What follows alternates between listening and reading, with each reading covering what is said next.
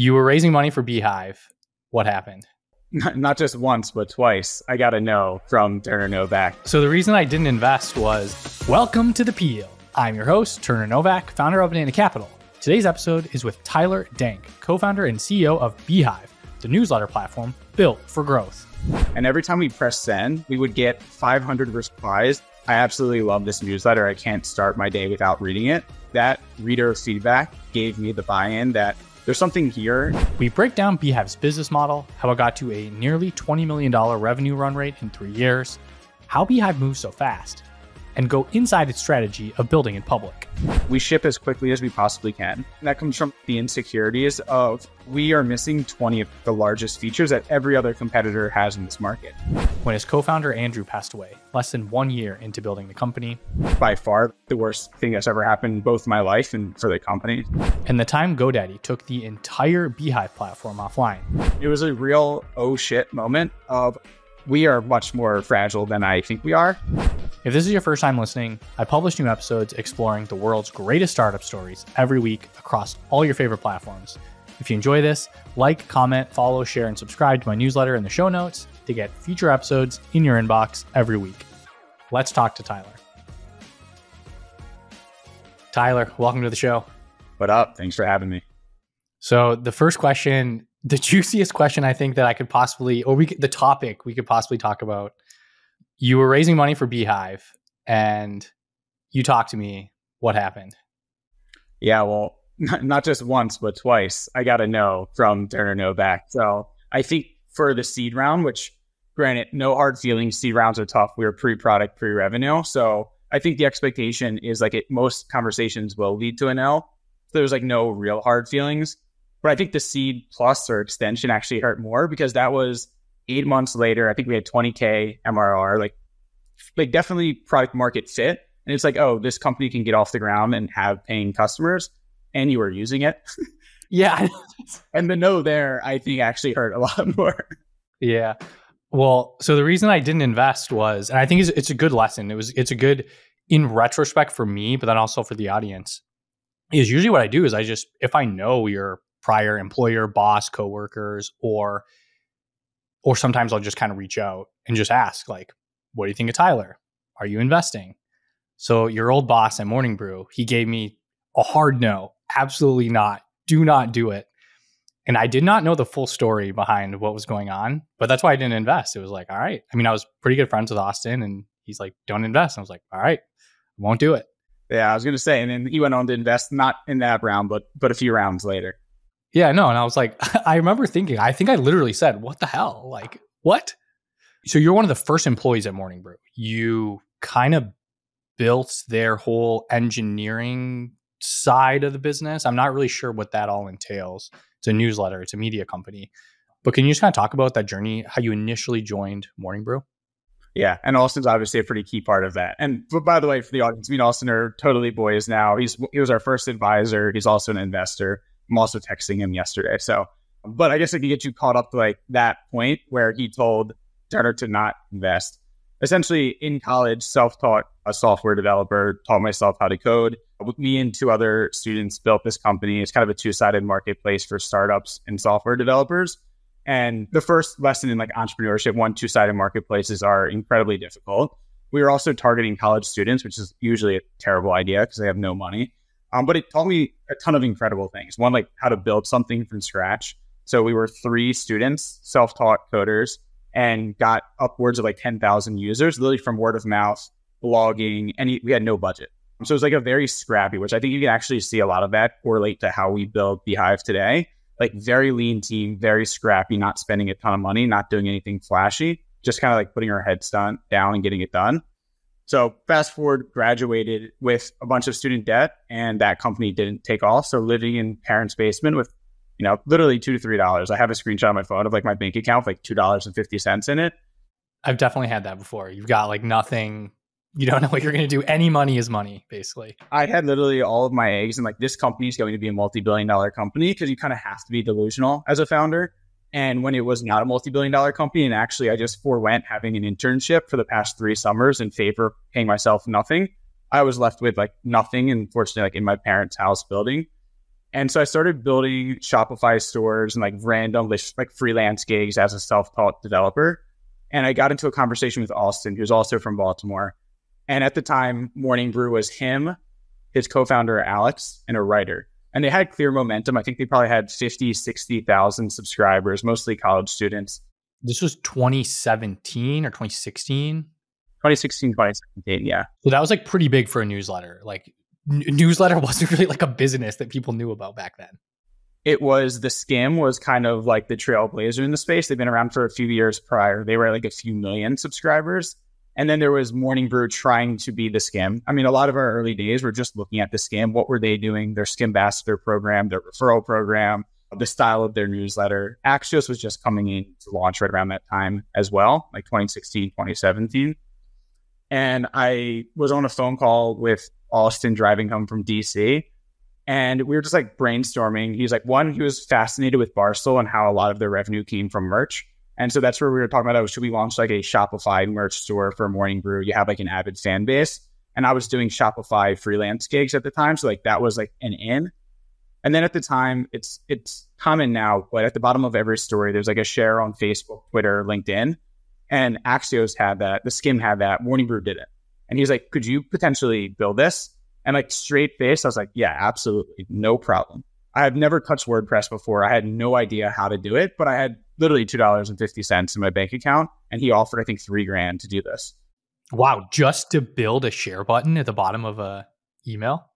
It sounds crazy now, but like I had never used their ecosystem, like their tech. I hadn't like got into the code. So there was like a few week ramp up of like, what the hell is going on in this website?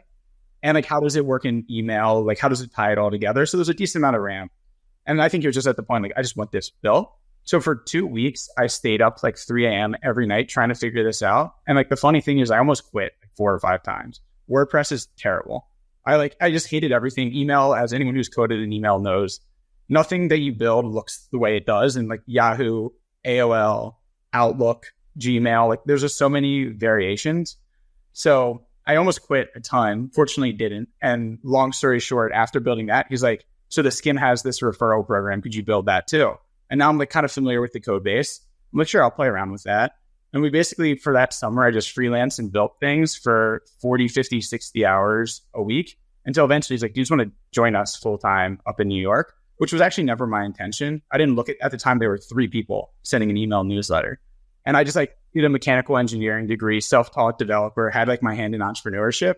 I was like I applied to SpaceX. I flew out to California for like a final round at SpaceX. Like I was like into like tech. And this was like a cute newsletter thing that I was just doing for money and had like no real ambition. What I think changed is you kind of have to, as a small startup, they gave me full control to like the inbox and like everything that was going on. And every time we pressed send, we would get 500 replies of people being like, I absolutely love this newsletter. I can't start my day without reading it. And it was like that reader feedback that gave me the buy-in that there's something here in terms of like what you can do with a valuable audience, which I was very new to. You can sell education, you can do advertising, you can do events. Like there's so much opportunity if you have the attention of these people. And so one thing led to another. I moved up to New York and joined them back in 2017. And then what was the general business model at the time? It was just maybe a couple 100,000 subs by then. It was basically sending people kind of the daily news. So that's kind of what MorningBrew was. It was almost like CNBC in an email, like a 5-minute email. And then you were sticking ads in. It was all ad-based. And at the time, it was Monday through Friday, a single newsletter to about 100,000, 150,000 people. He sold me, because again, like very small, they didn't raise a ton of money. It was all friends and family. I think they raised $500,000-$600,000, friends and family. And I had a job offer, which granted, a whole another story, but I had a job offer at Deloitte as like a technical consultant, which, whatever. But like very sure thing. I have like $120,000 of student debt. I'm just out of college. I have $2 in my bank account. And like a very sure thing, retirement account can pay off debt, or joining a 2-person newsletter in New York. That's obviously super expensive to live there. I'm getting paid like an out of college, post-grad, whatever. And the business model was like very unsure. He was like, hey, Discover just gave us a $100,000 check to advertise for the quarter. And like for me, like seeing $100,000 come in from Discover, like that was their first big win. But that was the ad model. It was, we're sending emails to 100 to 150,000 upwardly mobile people that live in like New York, Miami, LA, disposable income, just recent post-grad, and we show an advertisement at the time, just a single advertisement every day. They pay us a few $1,000s. And so did you guys, I think Austin said, or maybe you told me that that MorningBrew used Sail Through, I think it was called. Is that the product? So we use a few different things. When I first started, we used MailChimp because for MailChimp's credit, the $0 free plan up until like 5,000 subscribers, which I think they've scaled back since, is brilliant, right? Because Alex and Alston, as a broke college student building a newsletter that's not even a business yet, it's $0 is the cost. It's Alex's time to write the newsletter, and there's no additional cost up until 5,000 subscribers. And then at 5,000 subscribers, you have some value, like you can generate revenue if you wanted. Harder in those days, but still there's value there.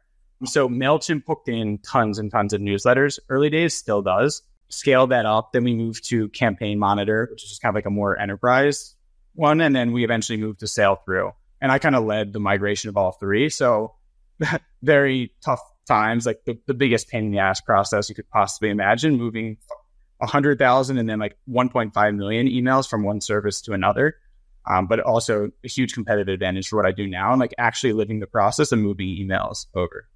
Yeah, because I think I've signed up for beehiiv before. I've migrated my list over pretty seamless. And this is a couple of years ago. This is 3 years ago, 2 years ago, I forget. But I mean, pretty seamless process. You guys definitely nailed it down. I still do. When people ask, what is the best newsletter product? I usually give the nuance of like, it depends what you're looking for. But I think broadly, the answer is beehiiv. You guys have built a really, really good product. I really, really liked using it. So then I guess just generally speaking, like what is the business model of a newsletter today? Like how do people usually make money on them? Yeah, I can even complete the story in terms of like what MorningBrew was and like what I had built there.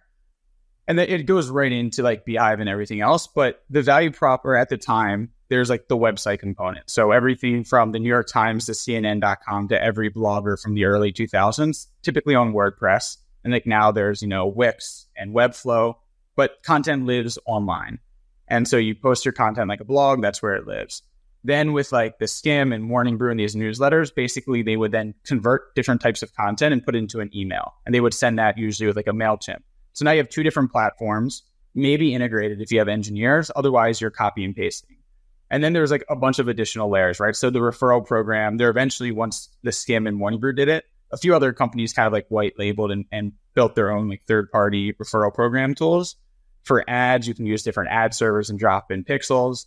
If you wanted to like paywall your content, which a lot of, large media companies do, you usually have to build them yourself. You integrate with Stripe, then you have user authentication. And like very quickly, you get into the game of, if I just want to write because I love writing about sports or politics or tech, now I have to like hire an engineering team and like piece together a WordPress site with MailChimp and then put on like some paywall and then drop ads in. It gets very complicated very quickly. At MorningBrew, when I say like I kind of like led the development of a lot of those things, the classic build versus buy decision that a lot of different teams make. I've always been, partially because I guess like self-taught and like really scrappy, I just love the build side of things. One, it's more enjoyable. But I've been in the buy situation where it's like, hey, you really need this. And you're talking to an account manager who doesn't really give a shit. And they're like, okay, we can like flag it to the product team. And like maybe Q2 of next year, we'll be able to build this. And I'm like, well, we kind of need it now. We have like a business that has like real needs and like we have a huge friction point and it's actually entirely out of our hands. It's on your product that we're paying you for. And there's just this breakdown of what we need as a business and what they are willing to give us at the time because they have a tons of other customers. And either incorrectly or correctly, they are not prioritizing what we need. So after running into that a few times, we built our own website. So like Ruby on Rails backend, like totally custom. So not like a WordPress website. We didn't build our own email sender, but the referral program built in-house, the content management system. So what the writers were actually writing in. It's kind of like, it's like Google Docs with superpowers, basically. Like it's just pretty simple interface. Multiple people can use it, stuff like that. Right. And like at MorningBrew, we looked at a bunch of other platforms and CMSs to use. But at the time, again, there was kind of newsletters that existed before, but it was kind of like Stratechery, the Skim and Axios and us as like the large, like, and the Hustle, kind of as like these large newsletter first businesses. So every vendor we looked at was web first. It was, here's the SEO features and this is how you publish it to your website. And we were like, no, we don't need to publish it to our website. We need it to look great in Outlook and Gmail and Apple Mail. And so it was like the product kind of didn't exist in the market. And I was like, we can just build this ourselves. So the content management system we built in-house, our writers created the newsletter. We've made it, exactly custom fit to what Morning Brew is. You can drag and drop the stories around. There's the what is brewing story. There's the referral program. Press send in one place. It goes to the website. It goes to email. And that was just like a novel thing. So we could have pieced together and paid tens of thousands of dollars for off-the-shelf software. But I kind of took a risk on myself at the time. And it's like, I think I can just build this ourselves. And it ended up working out great. And then why is email so important? Like, why is it so important to just have someone's email and send and show up in their inbox versus put it online? Yeah. So it actually kind of goes to what I was just talking about of the blogger days of like, or going to CNN.com or New York Times. Like there was a time in college where part of my routine, I'd go to TechCrunch.com and just read like 5 or 10 stories. So it's what we would call at Morning Brew, like the push versus pull, where it used to be you have your eBalms World, TechCrunch, whatever. You go to these different websites. eBalms World, that is a throwback. That's like middle school. Right. You just go, but that's like kind of like the contrast, right? It's like there's a web destination that you go to. And then you realize that everyone in the world is so busy. They have their jobs, they have their responsibilities, they have other things going on, but everyone kind of checks email. So rather than me having to remember to go to TechCrunch.com, I could sign up for their email newsletter. And in the normal routine of my day, I check my inbox and there's the TechCrunch, newsletter that they're sending me the top stories. So it gets pushed to me. It's effortless for me as the consumer. Why it's valuable as a writer or a publisher is the exact inverse, right? You're meeting people exactly where they are anyway, which is in their inbox, checking flight receipts or responding to friends and family or whatever else. And like once you get that top of funnel, there is what you initially asked, which is like the newsletter business, which is primarily still ad-based, but you can do subscriptions as well, where you charge. It's kind of like the Patreon OnlyFans model, just charge your readers directly, and they have this relationship with you. They pay you $10 a month, and you get more content or community or whatever else. But it also just unlocks that top of funnel for whatever else you want to sell them. It's like my personal newsletter. I did a mastermind in Costa Rica, so like events essentially. And I have the attention of 40,000 founders and startup people. And I sold them 7 spots to like a mastermind in Costa Rica. And like, that's how I generated revenue off my newsletter, because I'm in their inbox and like built this relationship with them. So long way of saying there's a lot of ways to make money with email, but it's really just owning the relationship with the reader. Yeah. It's kind of like it's like a daily touch point, or however often you send it and whatever the percentage open rate is. Like sometimes people don't open it every day, but just, it's something you get in front of them consistently. Any kind of online business now is battling the algorithms, and email, it's like, there's no algorithm, at least not yet. It's like, it'll show up. Well, actually, I guess the algorithm is like spam versus, subfolder. That is kind of the thing no one talks about. Like it's a total own your audience. And it's not like the classic example that people love to give is Facebook sold all of these brands and publishers and like getting fans or likes on their pages. Because as a business that sold umbrellas, if you get thousands of people to like your page and then you post like this new umbrella, maybe it was showing up like 70% of your fans like on their feed. And then all it took was a few product managers to realize they could make more money pushing native posts or community or something else. They changed the algorithm. And now when you're getting 70% of your audience, you might be getting 7% of your audience. And that's like the helpless, like you don't really own the algorithm or the distribution. And so email really is like when I press send to like the 45,000 people on my list, 45,000 people more or less get the email directly from me, irregardless of what some feed does, with the caveat that you hit on that like there is spam, and that's like a whole nother thing. And kind of that does live in the hands of like a few black box players, which is like the shitty part of email. But it's a lot different of an algorithm. Like if you do the right things and follow best practices, you're usually pretty good there. Yeah. And so I guess wrapping up the Morning Brew story, you had hired a couple people that were on the engineering team. Like you guys had gotten fairly, decent size, packing a lot of pretty big punch, doing a lot at Morning Brew. What was kind of the state of the business when you left or today, Morning Brew, and then in the insight to then go start beehiiv? Yeah. I mean, I think it's a huge +1 for anyone who's debating large company workforce or like small startup hustle and like learning a lot on the job. I owe Austin and Alex so much for like, one is like, they don't have the bandwidth to like be able to micromanage me and tell me what to do. So they gave me all of the trust and faith of like, we trust you, we hired you, just figure out how to grow this newsletter and build this ecosystem.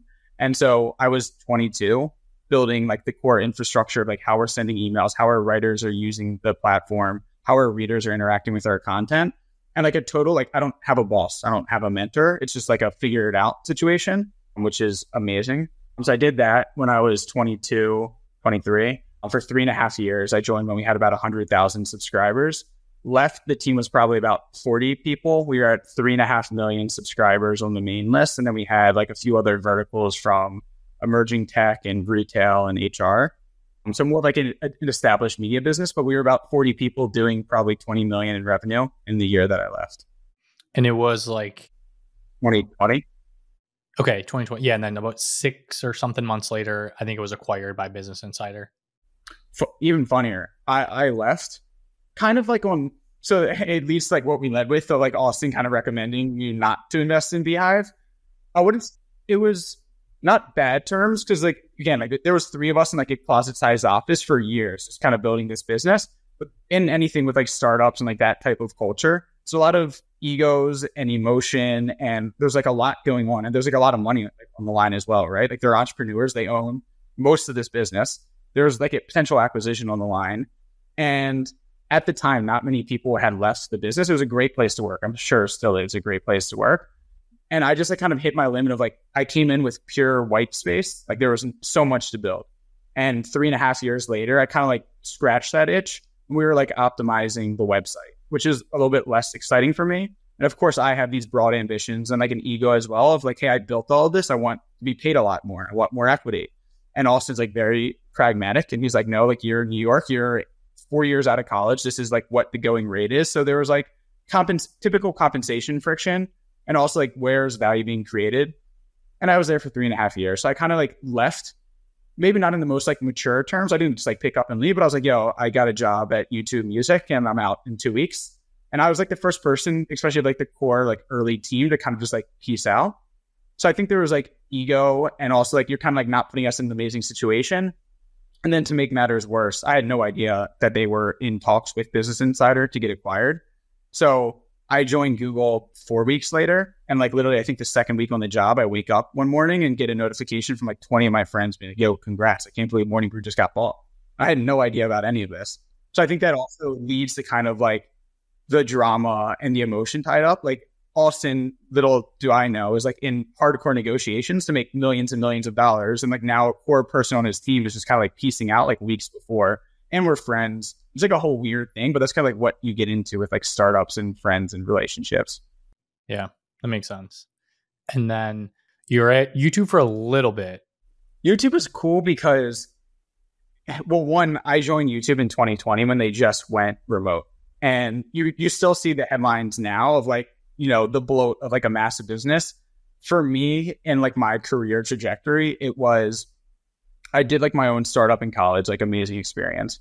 I did MorningBrew where I wasn't a co-founder, but I was the second employee, kind of got that co-founder experience. I saw it from 3 people to 40 people. And then I was like, kind of the thing that I'm missing is like this big tech company, and like Google is obviously a behemoth, one of the most influential companies. And there's so much you can learn from being at like a large company of like, how is like the sausage actually made at a company like a Google? And I also love music. And so I was actually on the YouTube music team.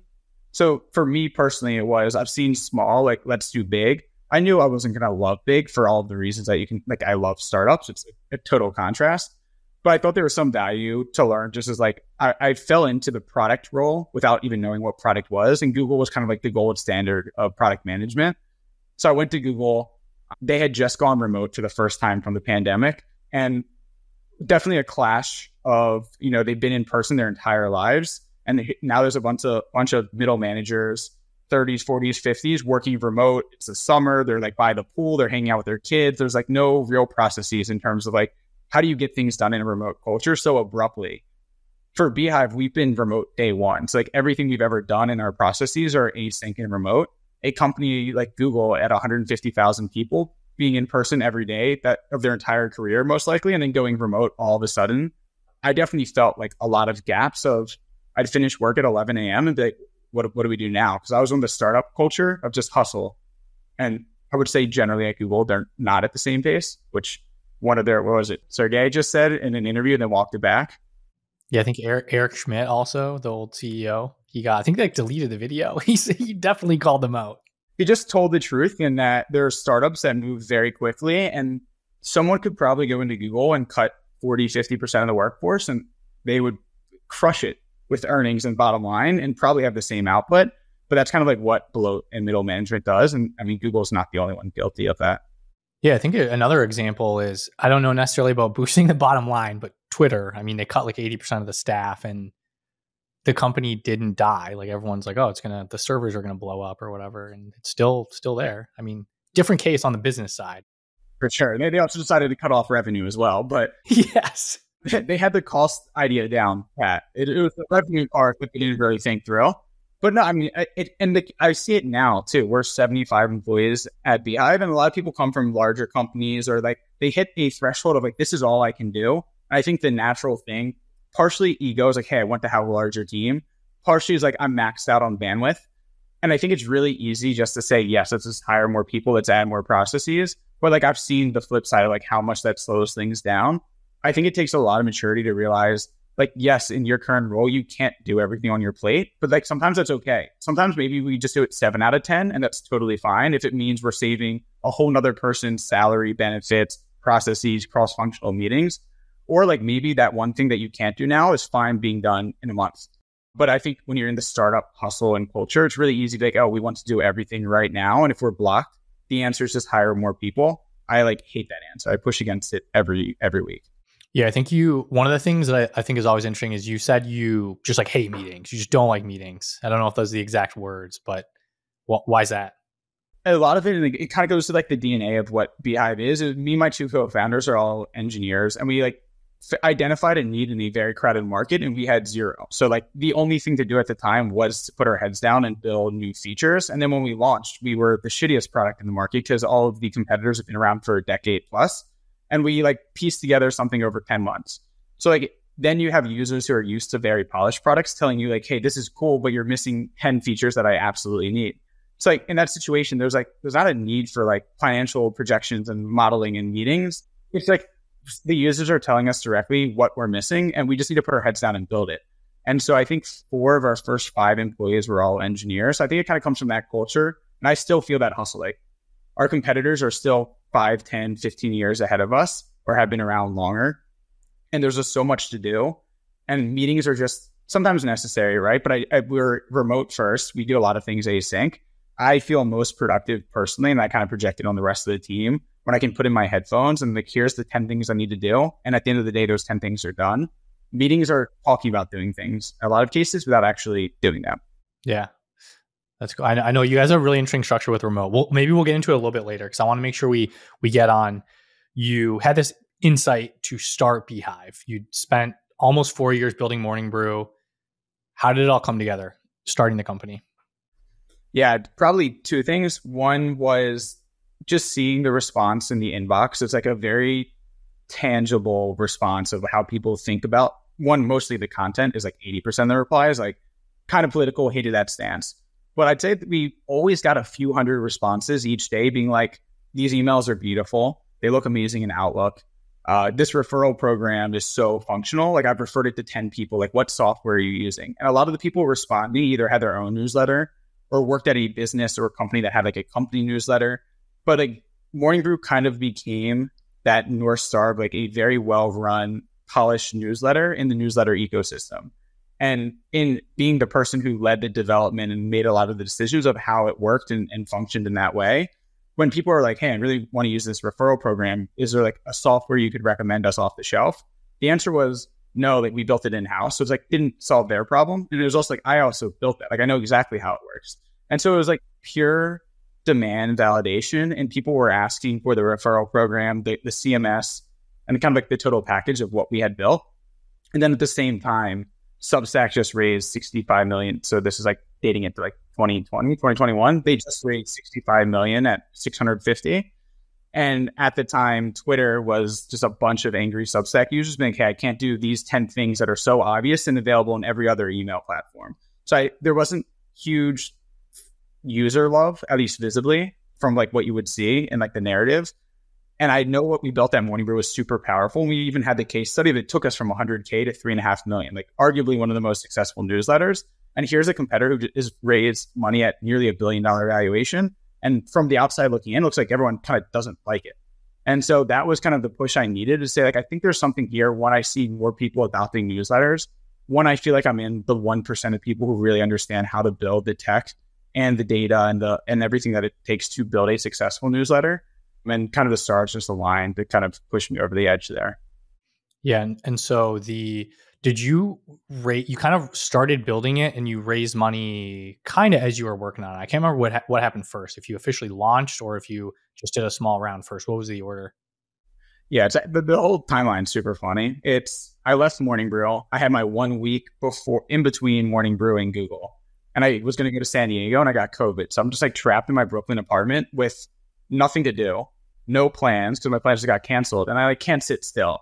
So I'm like sitting there and I think like it took 3 days for me to call Ben, my now co-founder. And he was the first engineer that I hired at MorningBrew. I was like, dude, what if we just built like kind of like a MorningBrew in a box, like kind of like a Substack, but like much more ambitious in terms of like what the functionality is, kind of like enterprise software meets Substack meets MorningBrew. And he's like, dude, that's a lot of work. Like, we've been doing this for 3.5 years and we're still not even there.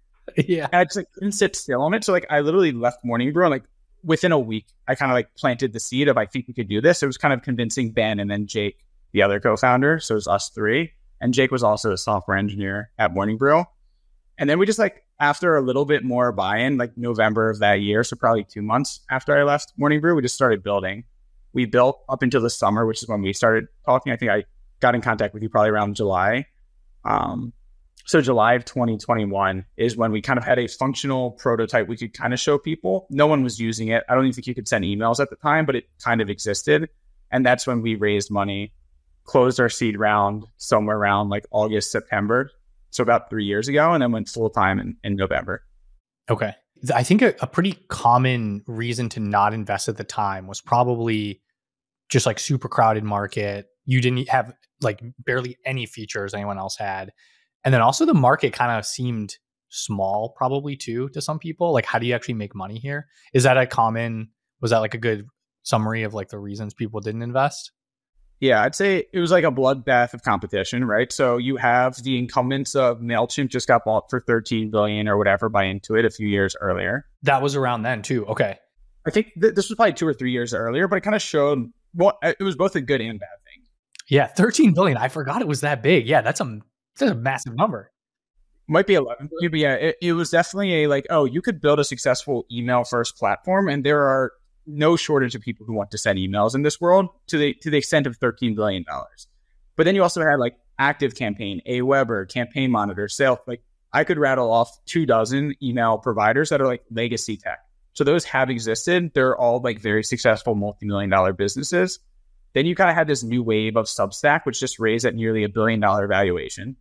And then Facebook announced Bulletin, which was like a really half-ass effort to like, I think it was like Malcolm Gladwell. Like they had a bunch of like huge names to like launch a newsletter product. So they kind of got the newsletter bug.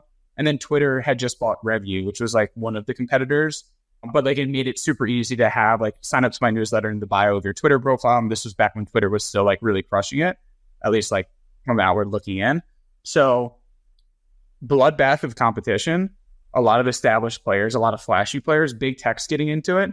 And then I think people hear newsletter and they think of the Skim, the Hustle, MorningBrew, Axios, and they're like, how are you going to build a business? I can name 5 newsletters. It's like, how are you going to build a business that's like has a large exit opportunity with a handful of newsletters? It did feel like a very small space. I think it's still underrated for how many people could launch an email one newsletter, just email as a medium and the channel in itself.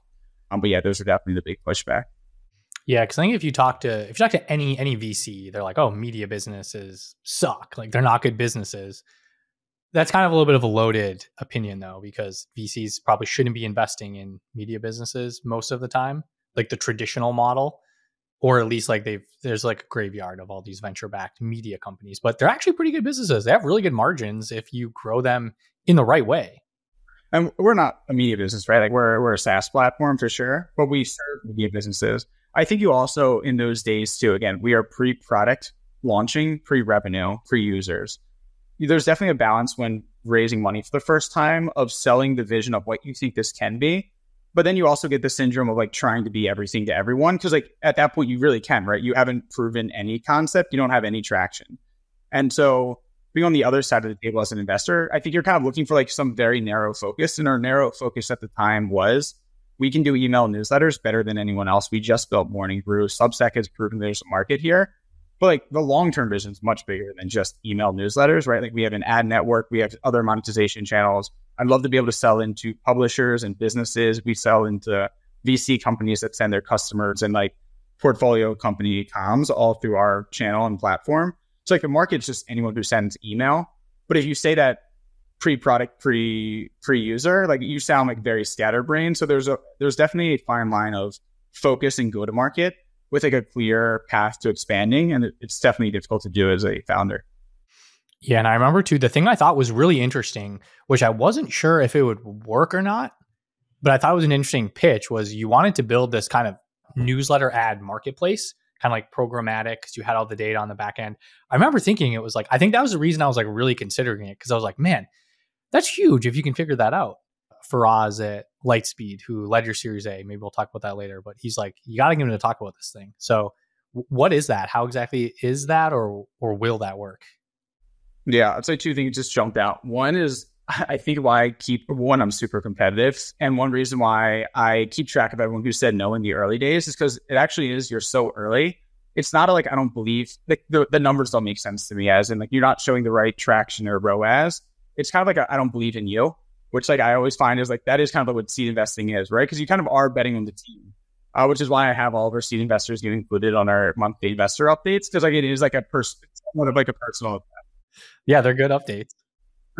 We were just talking about seed rounds, but yeah, to answer your actual question around the ad network, I saw firsthand. So again, going back to MorningBrew, the largest team at the time when I was there at MorningBrew was the ad sales team, which in our brand partnerships, which is basically building relationships with different brands and advertisers, a copywriting team, which would then, discover signs a big deal with MorningBrew.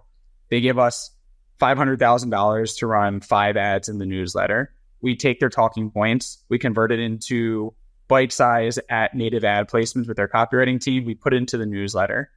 And then after the placements go, after like a bunch of testing and sign off, we then report the results of how many people saw the ad, how many people clicked on the ad. They tell us their conversion. And like, again, we're just like an advertising channel or like a medium, us being MorningBrew in this use case. But there's a lot of steps to that process. There's one, you pick the brand relationships, there's networking, there's sales, there's understanding who your audience is. There's being able to tell an advertiser that can spend money on Facebook or Google or Instagram that their money is better spent to get in front of their target audience, because you have a very niche, engaged audience that trusts your recommendations, and they should give you money to put an ad in your newsletter. And so the business model works really well. It's how The Hustle sold, how Axios sold, how MorningBrew sold. But those were massive teams and massive processes. So in seeing that from the inside out, my bet was, one, these brands are having tremendous success in email newsletter advertising. But like outside of like the big few that you go to, there's a huge long tail of newsletters. And if I'm a growth marketer at Brooklinen, does it make sense for me to reach out to a newsletter that has 5,000 subscribers? Because at a 50% open rate, that's 2,500 impressions. And I can get that by putting like $20 into Facebook. So like, it's just like the juice isn't worth the squeeze for these brand marketers to get in front of this long tail of newsletters. But that long tail newsletter has like a very trusted audience of people who like their recommendations, very highly engaged audiences. You just like kind of can't get there. And like vice versa, those people can't get in front of these brands. So the thesis was, can we build an ad network that takes the top brands who want to advertise? So right now we have Netflix, we have HubSpot, we have Betterment, we have BetterHealth, we have Monday.com, like very large advertisers who are diversifying away from all of their money being in Facebook and Google and getting in front of these very niche audiences ranging from a few 100,000 subscribers down to like 1,000. And on the flip side, as a publisher, I'm writing my newsletter that I was going to write anyway, and I'm getting an opportunity from Netflix to pay me a $2, $3 cost per click. I get the brand validation of having Netflix logo at the top of my newsletter. I did no selling, no testing, no copywriting, no reporting, and money is deposited into my account just from accepting the ad. So it really is like a win-win situation. And once you start using a ton of first-party data, we have machine learning engineers building all of these different models. It actually becomes extremely performant and basically tapping into untapped inventory that would have went unsold previously. Yeah, and to your point, it's you just continue to run your newsletter however you might have done it, and it's just free money as long as you are hitting all the thresholds and delivering on providing a good product. So it's kind of a win-win and a triple win-win-win because beehiiv makes money too. So. And really for us, what makes us different is there have been decades of like email service providers where it's a cost of doing business. You pay MailChimp $700 a month to send emails. Where I think we have a very interesting opportunity is you might pay us $200-$300 a month, but we might be paying you $2,000 to $3,000 in earnings from our ad network and our other features. So when you go to like just pure like SaaS business and stickiness and churn, if not only is all of your data and processes built on our platform that's extremely robust, but by churning off of our platform and having to migrate to another one, you're also leaving your primary revenue stream behind. It becomes extremely sticky to turn off that product. And we're starting to see a lot of signs of that as well. Yeah, and you do something else I think that you guys also make money from. It's kind of boosts is what you call it. I think that's the current name. Can you describe how that works? And then how do you and the publications make money? Yeah, so it's basically a paid recommendation network. And a lot of our roadmap comes back to experiences that we had at MorningBrew. At MorningBrew, we saw like, yes, we put a ton of money into Facebook and Instagram and Google and Snapchat. But one of the highest quality readers, again, for us, our North Star was we want to convert new readers to the newsletter that have a high likelihood of opening, reading, and clicking on different content or ads. So we're looking for quality readers who are engaged. And it makes perfect sense that the most quality readers who would be interested in our newsletter are probably opening their email and reading other email newsletters. So one of our largest acquisition strategies became, can we find other newsletters that are not competing with us, but tangential, that are our target audience and advertise in them? So we would do co-registrations, we'd swap like recommendations, we give them a free shout out, they gave us a free shout out. But that was a home run in terms of acquisition. So that was like a known fact going into the beehiiv experience, that enabling newsletters to find other non-competing newsletters and promote their product in there was a winning strategy to grow. And then we'd also have a ton of large newsletters like the Milk Road or other larger media businesses that were on like the blitz scale, like we need to grow as quickly as possible path to scaling a email newsletter. And they would come to me and say, we're spending $15,000 a month on Facebook ads. And like, we're starting to see diminishing returns. Is there anywhere else you recommend where we could spend money? So there's like a clear use case for these newsletters to want to grow quicker. They were already doing Google and Facebook, but they wanted to tap into new channels. And I already knew that newsletters were a very high quality, high conversion channel. So that makes perfect sense as it's another way to grow faster. And then where it's smart is on the flip side of that, newsletters are making $2, $3, $4 per lead simply by recommending other newsletters. So you have one side of the two-sided marketplace growing faster, which they wanted to do anyway, and paying competitive rates, you name your own price. And you have the other side, just simply using our product and being a part of the ecosystem, making money off of something they previously weren't making money passively. And then we take a 20% to answer your question as far as like the business model. Interesting. Yeah. So you make money from people just, the core SaaS fee. I think you have different packages. I forget what the pricing is, but it's below 100 and then 100 or a couple hundred a month for different packages. You also make money from the ad network, which it seems like I don't think I remember your latest investor update, but it's decent size. Like it's starting to work. And then Boost also, you make money from that, from the recommendations. I'm extremely transparent on all of our numbers, both on Twitter and updates everywhere. So by the time this is released, we'll probably be at $1 million MRR. And that's like the pure SaaS business. The ad network is probably about $500,000 a month right now in terms of revenue. Ad sales around, $600,000 to $800,000 a month. So that is dollars coming in from a Netflix, from a HubSpot, from whatever else. And that's your cut, or that's like the total transaction volume? Technically, from like the accounting basis, there's the revenue, which is dollars moving from brand to us and the publisher. And then we take a cut of that. So the profit would vary between 10 and 20% is typically what we're taking, depending on kind of supply and demand, right? So like Netflix, everyone wants Netflix ads. So like there's higher demand there. We can take a slightly larger cut. For other advertisers that are less known, we take a smaller cut, but totally fluid marketplace essentially. And then Boost is $1 million business per year right now. And that's purely our cut. That's not like top line. Got it. Okay. So if people are paying you about $1 million a month for software, it sounds like maybe on ad share, you're paying out about $500K roughly. Maybe I'm missing this. And then on the boost also maybe a little bit smaller. But it sounds like you're almost basically like paying out what you're charging your customers for the software. Really is our North Star. There is how many people are paying us, which is like the classic like SaaS North Star. And for us, where I think it's interesting is how many people are actually making more revenue through our tools than they are paying us.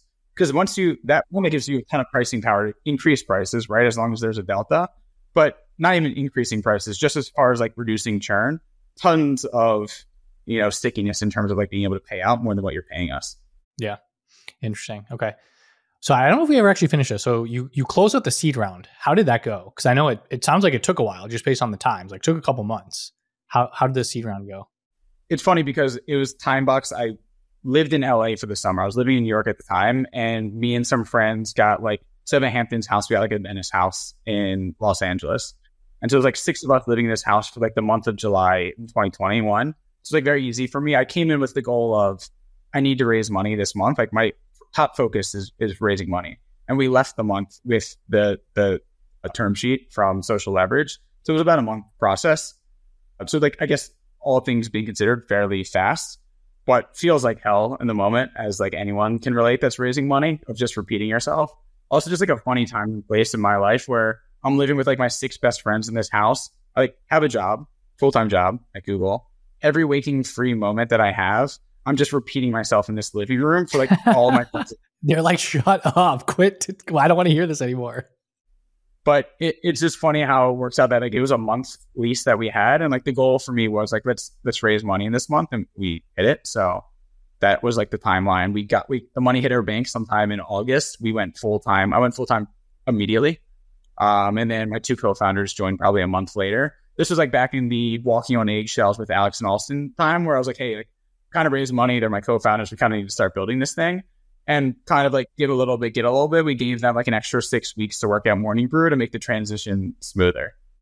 Yeah. And I definitely remember, like I said, it was just Austin was like, don't invest. And I mean, I'm not going to pretend like I was going to invest 100% anyways, but it was just like, that was the hard. It was like, all right, he knows he's still a boss. Like he's saying, don't do it. So, and it's like, I think we mentioned earlier, it's just like I think the power of checking references, like it is super important to get the feedback on the people who worked with them previously for 3.5 years, but I didn't know the full story around everything that was going on. Maybe if I would have known the full story, I would have maybe poked a little harder, but I don't know. Big mistake. I literally just wrote a newsletter on like the pre-launch days because the amount of anxiety I lived with day to day, right? Like one, you have your full-time job, which takes up a decent amount of your time. And then I have this vision of like, hey, I actually think like I love startups. I've always wanted to build my own company. I'm obsessed with this. And I see like an opportunity of like, hey, I think there's a real shot to put our heads down, build something, compete, and like build a successful business. But like those opportunities don't last forever. And like it's a shifting market, right? So like what we went to market with as counter positioning was we have a referral program built into your newsletter program. So that was like the initial sticky thing. Yeah, it was a very competitive space. And for us, like Substack didn't offer it. All like the traditional ESPs like don't even think about growth. They just allow you to send emails. Everything outside of like sending an email is like outside of their wheelhouse.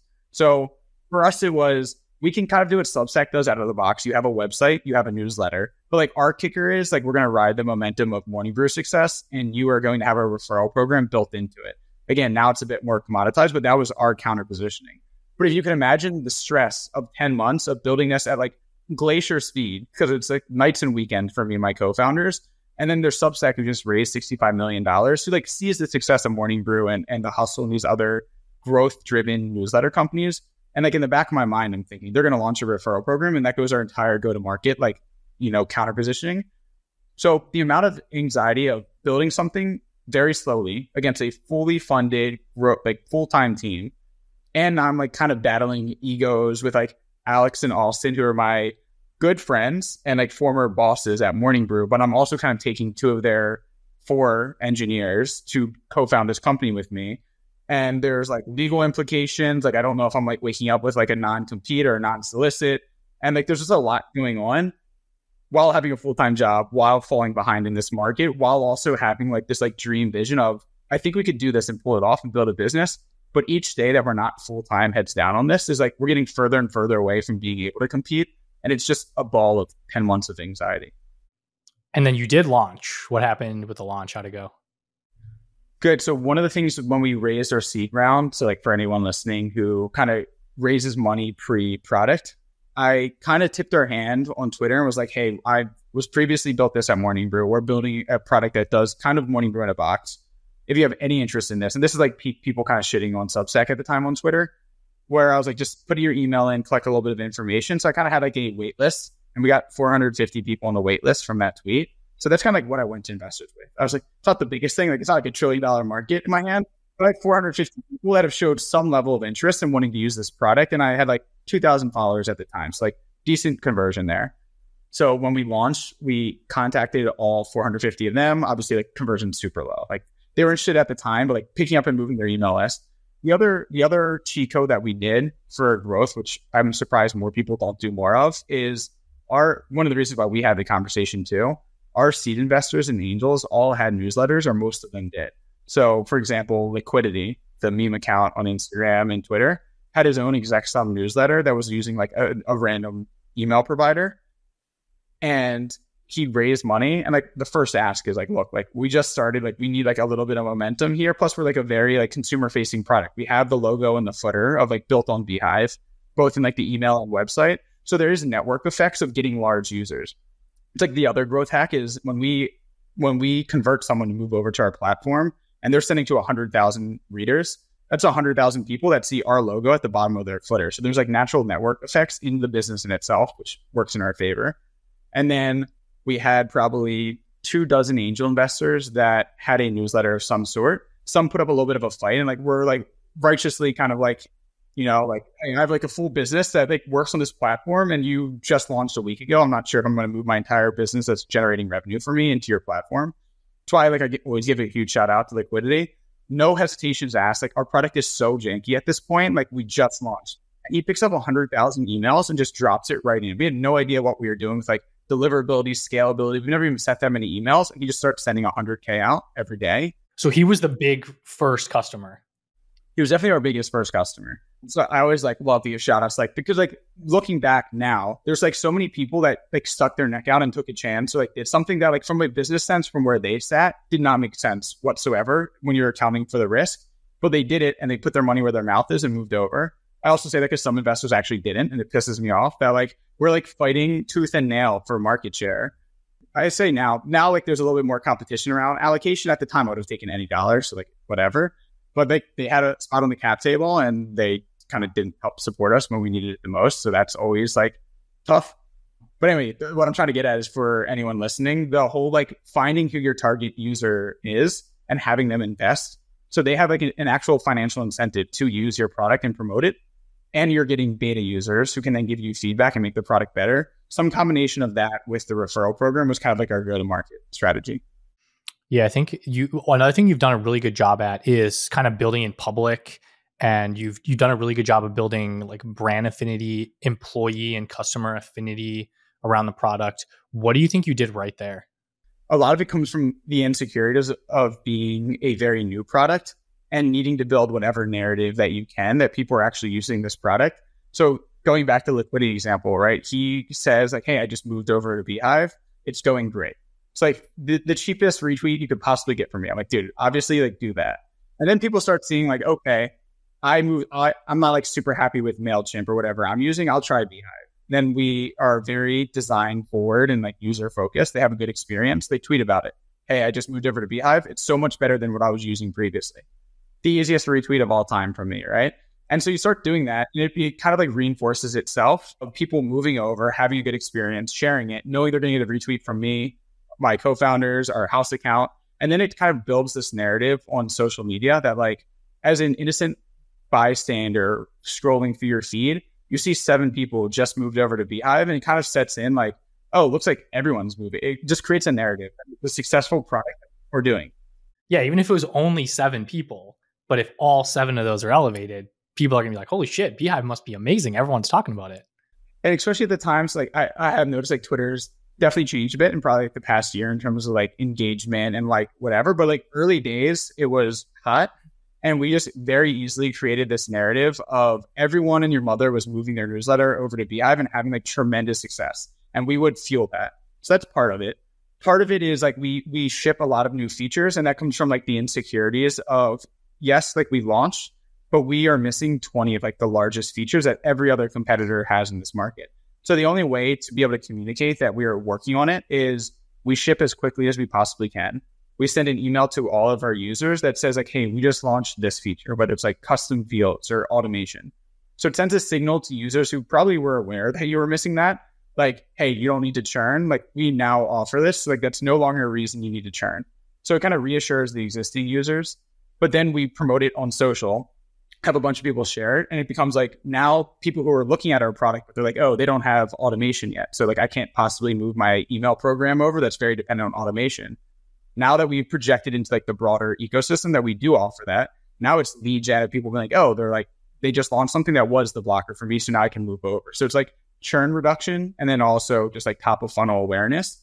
But then when you start shipping features, 2 to 3 new features every single week, and you keep doing that, then the narrative shifts from like, yes, they're still missing 10 things, but they ship so many features that by the time I migrate over, they'll probably have already addressed those 10 things. And like, they're very aware that they are missing things, and they're addressing them as quickly as possible. So a lot of it's like psychology and narrative and just building that type of momentum. A lot of it is trying to convince people not to churn because we are listening to them and building things, and then trying to convince more people who were blocked that were here, that were totally aware and prioritizing things that they were previously blocked on. And then I guess like the last element of building in public, of everything from sharing like different milestones and hiring strategies and like our philosophies, is if I only tweeted about email newsletters all day, that is like a very small segment of the world who actually gives a shit about like how to grow your newsletter as quickly as possible, or like the best growth strategies. But if I expand to like, this is how we hire, this is like our onboarding philosophy, here's like the milestones, here's like the difficult decisions we've made of how we've structured our team, like that now appeals to a very large base of people who are just generally interested in entrepreneurship, startups, business. And that's a much, much bigger market. And so if I can win the ear of someone who's just interested in startups and entrepreneurship, because they don't give a shit about emails, but they're like very interested in like how we run this like remote first company, then like I have a fan in them. And when they're at a dinner and someone talks about their email newsletter, they can easily be like, hey, I follow this guy, Tyler. He runs this company, beehiiv. It seems like they like have this whole product roadmap development thing down. I think you should give them a shot. It's really just kind of spreading and expanding like the luck surface area of people who could potentially follow you to potentially be a future user. Well, yeah, that's another thing I remember seeing in the updates you send out. So you have your investor updates that you send, which I think is a private list, but then you have kind of your public email. Big Desk Energy, I think is what you call it. It's kind of its own media company. One of the things I think you've said in there is like, you don't do meetings on, I think it's Tuesday and Thursday. How do you guys structure your weeks and just like product development process and all that stuff with these like hardcore no meeting days? I've definitely taken bits and pieces from my time at Google and like applied lessons from MorningBrew and Google into what we do today. In the peak of COVID at Google, I think Sundar one day like did like, hey, mental health. Well, so he did like a wellness day, which was like one random Friday, like 3-day weekend. And everyone thought that was the coolest thing ever to have, like be appreciated for working hard and having an extra day off. So we do that every single month at beehiiv. We have the third Friday of every month, like wellness day. So guaranteed 3-day weekend every single month. And then there was another thing of like no meetings, where a lot of it comes from the early DNA of the company of just being engineers who needed to build. We didn't need meetings. But eventually we hired someone on support and community and growth. And like there needed to be a little bit of meetings. And you like very quickly realize how context switching totally kills all productivity within a small business. So we did no meetings on Wednesday. And we would always leave Wednesdays and people would look around and be like, dude, I just got so much done. Like everything that was building up from Monday and Tuesday, now that we didn't have 6 meetings to jump into and discuss all these things, like entirely cleared my plate on Wednesday. And one day someone's like, dude, I wish I had Wednesday, but like twice a week. And like no hesitation. At this point, we're at 50 people. So it's like kind of hard to like change it. Wow. Yeah. I listen to that and I go, dude, say no more. Tuesday, Thursdays, focus days. And I made sure everyone moved all of their meetings around. So there was absolutely 0 meetings on Tuesday and Thursday. And it's still not enough. If I could do 5 days a week, no meetings, we would be so productive. But then you start to like really play with like, we're entirely remote. We have meetings where like we have a very light, fun culture. Like people get to know each other, and like it's very limited in the ways that you can get to connect with your coworkers when you are entirely remote across 10, 12 different countries. So when you pull all of that fabric away, it's like what's left. You're just on your computer coding. Like maybe you're the most productive person in the world, but you have no idea about anyone else in the team. So I'd say that's a delicate balance. But yeah, right now, Tuesday, Thursdays, no meetings. So this is just broadly a question from a mutual friend. He's an investor in beehiiv, Sasha Koletsky at Creator Ventures. On the just the threat of remote work, you have made it work. And I think it's your opinion is like remote teams a well-run remote team will beat an in-person team 10 out of 10 times. Why do you think that? That's kind of a hot take now. We've kind of shifted back. And then how do you do it? What's the secret of just like a well-run remote team? I don't know if I'd say 10 out of 10 times. There's definitely something amazing about being with other people. And like we do our annual offsite, like it's incredible to chat with other people. I think when I say would win 10 out of 10 times, it's not like maybe the best performing, but if you're going to consider the broader scale of like retention and like employee happiness and morale, if you were to say that I had to show up in an office 9 to 5 and commute 30 minutes both ways, like that sounds so horrible than like building my own schedule. We have an engineer right now that has been in Switzerland for the past 2 weeks, and now he's surfing in like the North Shore of Spain, shows up to meetings, gets everything done perfectly fine. Like it's an outcome-based business, but he has the freedom and flexibility to travel, to spend time where he wants, with who he wants, without being tied down to a location. So I think that's one element of like just lifestyle. Like we attract people who want to work autonomously and care a lot about their work and don't need someone over their shoulder to make sure that work is getting done. And I think that's like the type of people you kind of want to build a business with. But there's also just like the talent pool aspect. Like if I were to hire our entire team within a 30-mile radius of Los Angeles, this company would have failed 3 years ago. Like there's just like, it's so hard to find like talent density, right? But the total opposite of that is we open up a product designer role and we hired someone in India who's remarkable. She was like the best person for the job. And thinking through where do they live is such a distant and like archaic way of thinking about like, how do we get the best person on our team contributing to what we want to do? So I think it's some combination of like lifestyle, happiness, retention, and then also just like finding the best available talent, irregardless of where they live. How we do it is like, there's a lot of like subtle psychological things and like ways to like format the company. Again, going back to like the fact that 1/3 of our team is engineers. Like engineering is so output driven. It is, here's the 4 features that we're launching next Thursday. Here's the 6 engineers in charge of that. And it either gets done or it doesn't. But there's like nowhere to hide, right? Like you like, I don't care if you watch movies all day. If you can get your work done, like it's an output based business. Can say the same with support, right? Both quantitatively and qualitatively. We have how many tickets are you responding to? And then like your CSAT score, like are they quality responses? And then for growth and marketing, there's like, we need to grow faster. Here are our sales objectives and output. And like, are you delivering or are you not? So without micromanaging, it's just like shit either gets done or it doesn't. And if you aren't going to get it done well, like we will find someone who can get it done well. I think that is just like this shared attitude. But then on the flip side, it is everyone at the company has equity in the company. Everyone's like a shareholder. I run the business incredibly transparently. Everyone knows how much money we're making. Everyone knows how much money we're burning. Everyone knows the bank account. Everyone knows. I don't hide like when there's things that aren't working. It's not like, oh, this might hurt morale. I send a weekly email to the team and there's probably more complaints in there than there's like positivity, but I want everyone to know exactly like what is not working at the business because we hired really smart people and we hire them and trust them to help solve these problems, not to like hide and shield them from them. So kind of a long-winded rant of like one, like very outcome driven. One, everyone is extremely bought in and those are the people we're looking for. Everyone's a shareholder in the business. And so like part of the storytelling is, I think we can build a multi-billion-dollar business and you own, 1% of that business. So like even selfishly for yourself, like what does that mean for you financially? And it's kind of a lot of being a founder is like just storytelling. And I've been saying that this is a multi-billion-dollar business back when there was 5 of us. And I don't think anyone outside of myself believed that. Now, as of like April, May, we're a quarter of the way to $1 billion valuation. So it's a bit more believable, but some combination of all of those things. So it sounds like just hiring the best people for the job is just a key part of that. Just so that you can shift from like a ass in seat model, like a 9 to 5 model, to an outcome based. How do you hire people? Like, what are you looking for, and what's the process? I think anyone who listened to like my rant there of like the type of work culture we're looking for, like it either repels you, as in I want to do 9 to 5. I don't want to be held accountable for like the outcomes of like the quality of my work, not in a bad way, but some people just want to plug in. Like work is not the most important thing. But some people hear that and say, wait, I can, like we hired someone out of college who was 20 years old, and he was shipping production code that was like touching tens of thousands of paying users and making a huge difference, like within weeks. And like, if you want that type of autonomy and impact, like that is kind of what we're selling. Another example, we have an engineer who like spent 3 weeks building like a PWA feature. So basically turning your newsletter and website into a mobile app. And we launched it, and probably 500 people on Twitter are like boasting about how awesome it is. And like the CEO and founder of Vercel is like, this is an excellent example of like PWA being used smartly.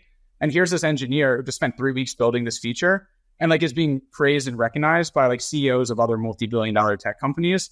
And so it attracts the type of person who like wants to take control over what they're building, wants to make an impact, and wants to be praised for the work that they do. And some people love that and thrive, and there's enough of them. Some people don't want the accountability, and they're probably just not a great fit for the business, but that's totally fine. So one thing I think that you obviously care a lot about the team. You super passionate about making sure everybody is successful that joins beehiiv. You're incentivizing people, giving them equity in the business. I think a really just crucial, compelling part of the story of beehiiv is your co-founder, Andrew. Can you tell us what happened there? Yeah, I can add a bit more context of like who Andrew was, because I mentioned 2 co-founders. So Ben and Jake were 2 engineers I hired at MorningBrew. Software engineers, incredible. They were like the OG, us 3. And then somewhere in like that weird period of stress and anxiety of 10 months of building, there's like, oh, there's so much to build. And like, Ben and Jake are married, they're going on vacations. Like I have my own like full-time job. And you like don't want to lose the magic of we need momentum and like to build things. And so I reached out to this guy, Andrew Blatkin, who was my advisor at MorningBrew. I guess even to take a step back, when I was saying I'm 22 years old at MorningBrew, just making all of these decisions, one, awesome, but also Austin is smart enough to recognize maybe we should get like a technical advisor where Tyler can ask questions and like figure out that this 22-year-old is making engineering decisions as like a self-taught developer doesn't destroy like our $20 million business. So Austin reached out to his investors, introduced us to Andrew, who was like basically my unofficial technical advisor. He like didn't get paid, but he was kind of like a person I could reach out to and be like, I have no idea if like decision A or decision B is the right decision. I'm 23 building this on the fly. And he'd be like, yo, this is how you do it. He also was like exceptional at having zero context. And like on a Tuesday afternoon, I'd be like, yo, I think I just broke everything. And he would like drop what he's doing at his full-time job in Chicago and fix pretty much like everything that I messed up, probably a handful of times. So I had like already proven to me, like 10 out of 10 engineer, like unbelievably smart, talented, ambitious. And so in the 10 months as we were building beehiiv as a side project, just kind of like reached out to him with like would you be interested in building this company with us? And he, at the time, had an opportunity to work as a CTO.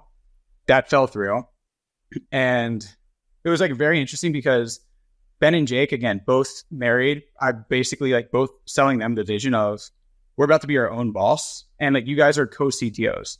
And then all of a sudden I kind of introduced this Andrew guy. And I'm like, but this guy, Andrew, is so smart. And like, I think it was like kind of a somewhat fucked up move on my part, but I kind of pulled him over. But Ben and Jake, we worked together throughout that summer. Andrew's like, I don't want to take any salary. Like you don't have any money to pay me, but like, let's see if it's a good fit. And immediately Ben and Jake started messaging me like, this Andrew guy is the smartest person I've ever worked with, like a 10x unicorn engineer. So he ended up being the CTO. And we launched November of 2021, built the product, raised our seed round in that summer. And so Andrew in beginning of May, ended up passing away. So May of 2022. At the time, I think we were 6 employees. So to put like a time and a place and like a feeling into it, it was one, it's so hard to build a startup. And here we just raised $2.5 million. We have product market fit. We have like 20K MRR. Like there's like a path forward of like momentum.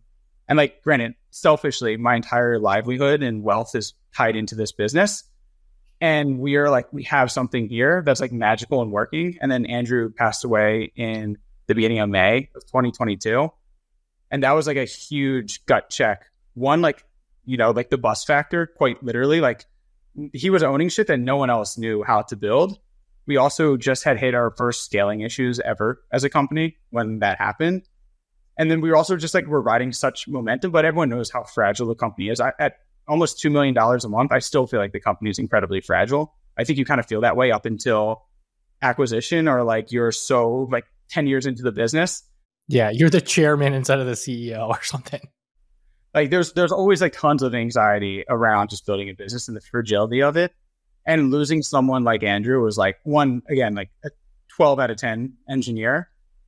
But I think there's a lot of what we do really well that kind of shines through from that experience. One, like going through something as absolutely terrible as that, like nothing else in comparison feels like a huge problem, I'd say. Two, like to have 4 engineers quickly like teach themselves like new coding languages and all of the context while like we're having scaling issues, while like all of our users are completely just complaining about lack of functionality or whatever else is going on. A huge gut check in the business. And so you can tell that it's harder for me to talk about it. Like whenever I bring up Andrew, it's like still very, very top of mind and a difficult thing to chat about because, and I think what you wanted to get to as well, after he passed away, he had like a sizable chunk of the business, but because typical like founding vesting schedule, like the 1-year cliff, 4-year vesting, he like actually wasn't with us for a full year just from when he signed on full time. And so we actually ended up accelerating his vesting and then giving it to his mother. So that's like a part of the company. She's like a shareholder in the business, which is great and like super motivating, but obviously probably by far like the worst thing that's ever happened both in my life and for the company. So yeah, that is, I mean, it's a good thing to reflect on. Getting into maybe a little bit of a different topic.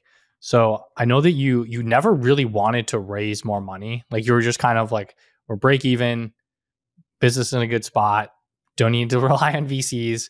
But then you ended up raising a Series A, like pretty quickly. What's the story there? Yeah, so a lot of things there. One, I respect the hell out of businesses that are bootstrapped. I think, again, kind of goes in line with like the no meeting, like kind of no bullshit, just like get things done. Not that investors cause a lot of bullshit, but there's more processes, there's more expectation, there's more seats at the table. And so if we could have built the business bootstrapped, we would have. But day one, we're 26 years old and we have to pay vendors $50,000, $60,000 a year up front. So raising the seed round kind of had to happen. We had to hire other people. Fast forward, we do like an extension round in 2022. And then for the Series A, we had $1.5 million in the bank. We were spending about $300,000 a month, but we were also making around $300,000 a month. So like we're kind of break even. And then I think our first like time we've ever shot ourselves in the foot, like we did something with like deliverability or like IP, whatever. And like basically it hurt deliverability for a subset of our users very noticeably for like 2 weeks. And like they were obviously super pissed off. And it wasn't like just like Band-Aid fix it. It was like you just kind of have to let it play out for 2 weeks. It was just 2 weeks of people just bitching at you every single day. And they happen to be our most valuable users. I think it was at that moment, it was like a real wake-up call. It was like, we have 1.5 million in the bank and we're spending 20% of that every single month. Granted, we're also making the same amount, but that's making the assumption that you're going to continue to make $300,000 a month, right?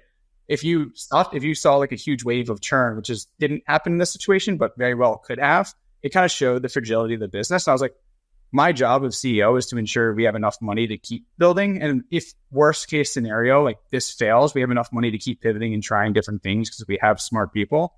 And it was a real oh shit moment of like, we are much more fragile than I think we are. And then at the same time, some other competitors in the space were reaching out to our top users and offering like $10,000 advances to move to their platform. And it was at that moment where I was like, oh shit, we're undercapitalized. Like we could have the better team and the better product, but we can just get run over by the competition who's been around for 10 plus years or has like tens of millions of dollars in their back pocket and just pluck off our top users and like have us die a slow death. And it was at that realization I was like, we're way too vulnerable from where we are. So that's what led to us raising 12.5 million in 2023, I believe. Yeah, so it's really a function of like it was good for the business. Like it was a net good. Obviously, you have to sell some of the company away. You own a little bit less. To your point of you maybe have to do a little bit more structure around. You have to do board meetings and the less fun stuff. But hopefully, increases the chances of success and what the outcome looks like at the end of the day.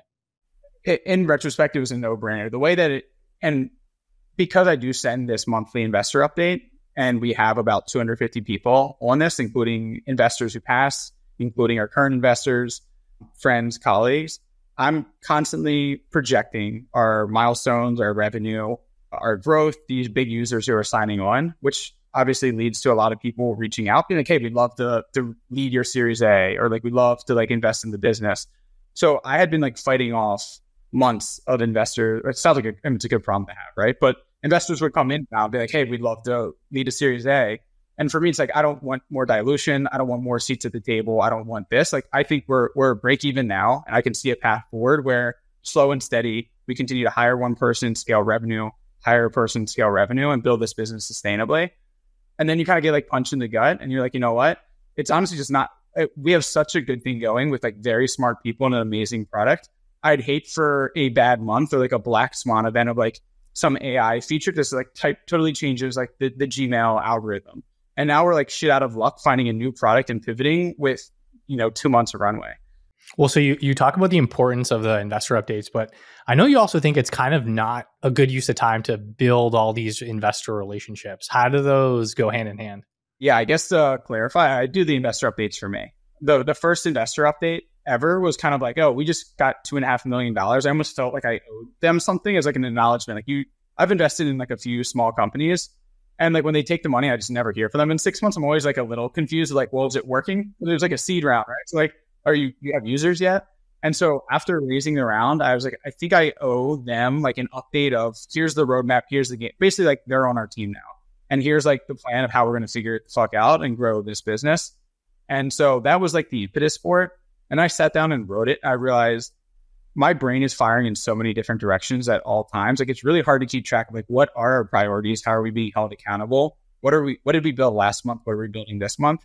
So I found the exercise of writing the investor update to be very helpful in formulating my thoughts. But then I also send it to the entire team. Again, going to the transparency thing, like right now, all 75 employees know everything about our business. They get the investor update as well. So one, it like just aligns priorities from everyone at the business. Like this is what we're focusing on. This is how we did. This is how we're going to do it next month. And then also keeping the investors, because it also, to your point, allows me to brush off investors very easily as well. If I get introduced to someone, they're like, hey, like would love to raise or lead your Series C.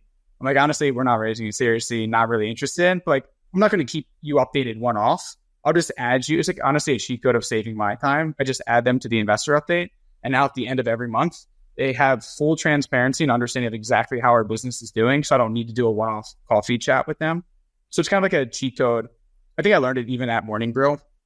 At MorningBrew, when we would get dozens of people reaching out, being like, hey, how'd you build this referral program? For the first like 15 times, I would schedule an hour call and just walk them through how we like built this, because I thought it was like cool to share that type of thing. And then I was like, dude, I've wasted 15 hours talking to these random people about how to build this. So I spent 10 hours. I wrote a blog post of exactly how we did it. I published it. Anytime someone came to me, send them to the blog post. So kind of the same philosophy. Anytime someone wants to like build the relationship or learn about the business, like you can learn about the business through the investor update. I'm just going to keep building the business. Is there a link to sign up for the investor update anywhere? We'll throw it in the show notes if we have it. Yes and no. So I now opened the live investor updates that I send to like our list of 250. That's private, but I have open sourced the old one. So you can sign up and receive like I think it's, as like a startup nerd, I think it's the coolest thing ever. You put in your email and you get like month 1, September 2021 of like what we did, revenue, what our focus is. And then every single month after that, you get October, November, December, January. So you actually do get a monthly update. It's just 2 years delayed.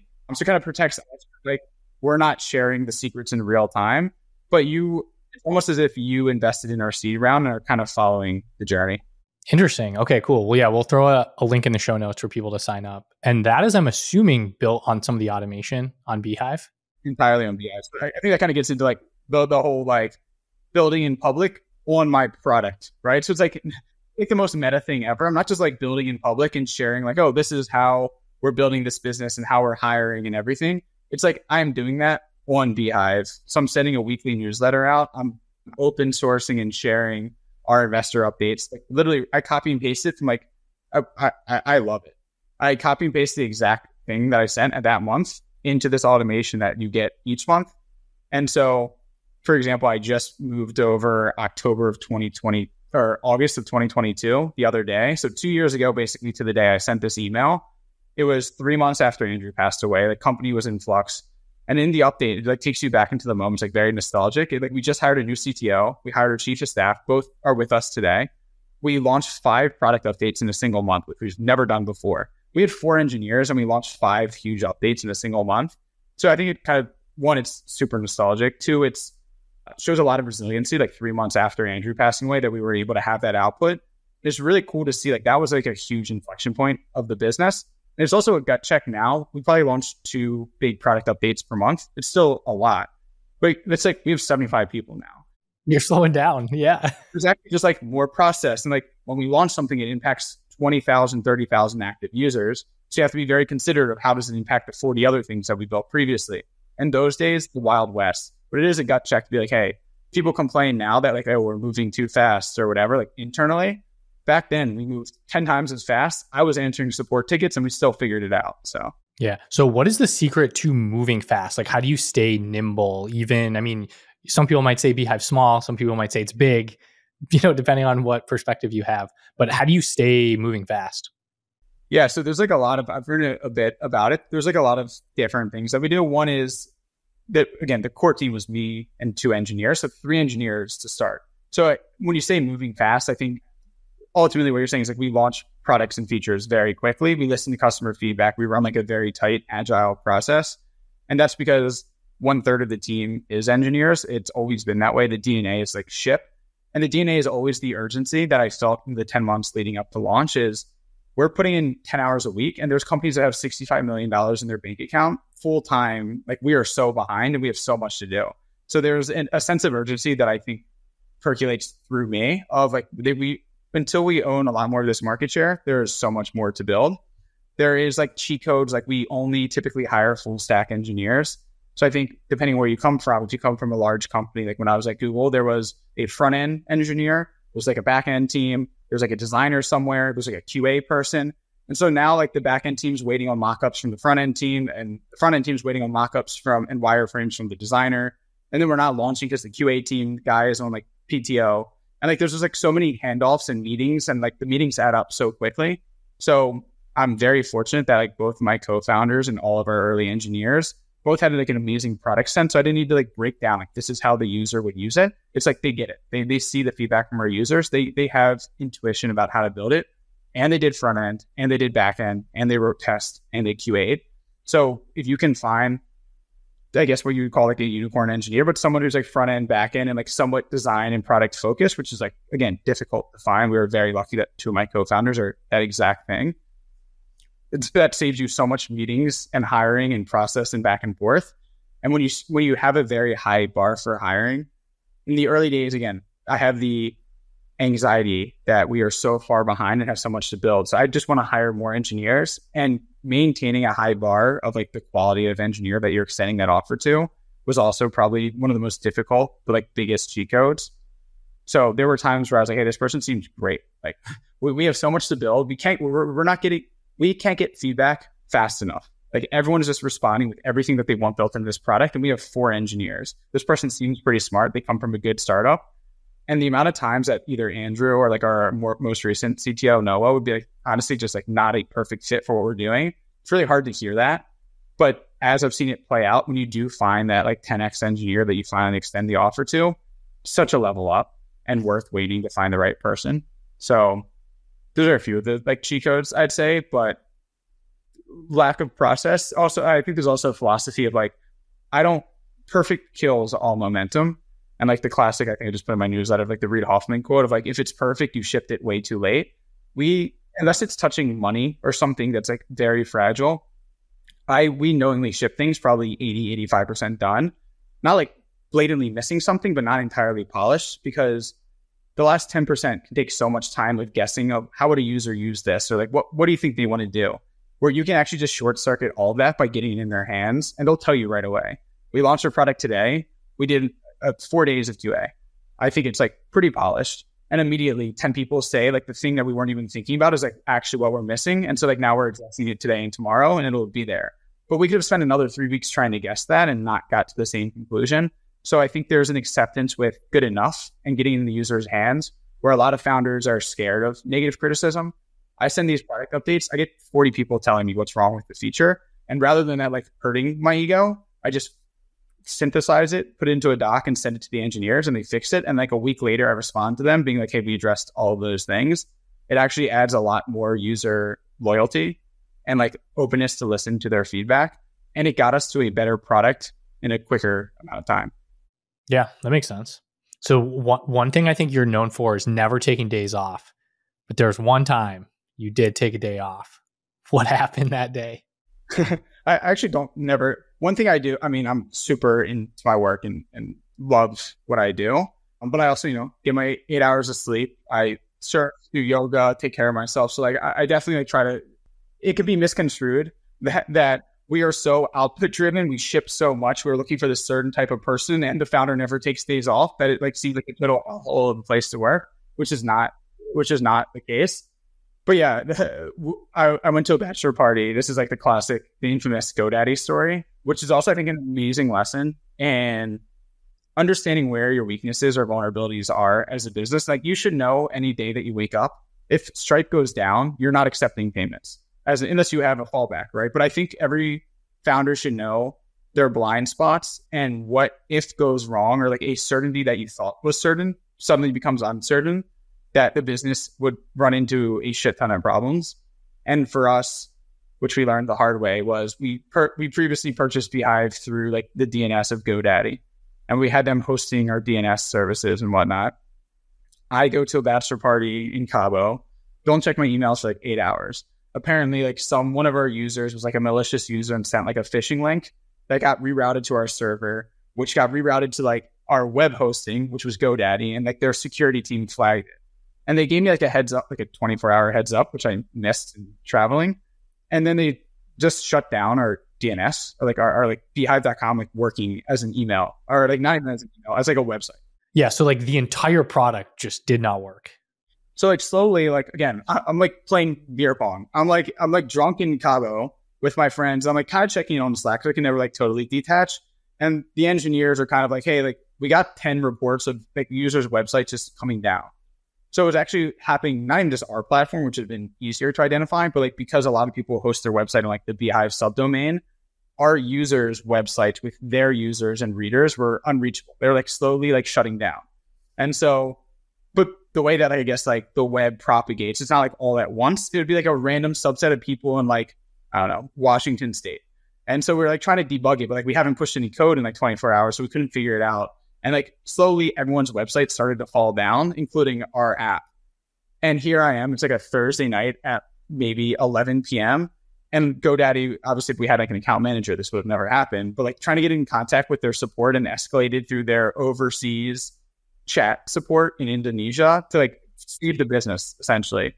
And I went like full nuclear. I'm tweeting out, I'm email. I sent like a code red to all investors in like our investor update. I'm like tweeting like the whole story of them taking over our account or like shutting it down. I'm pleading with this like person on like chat support in Indonesia. Like, if you don't fix this entire business is going to go under.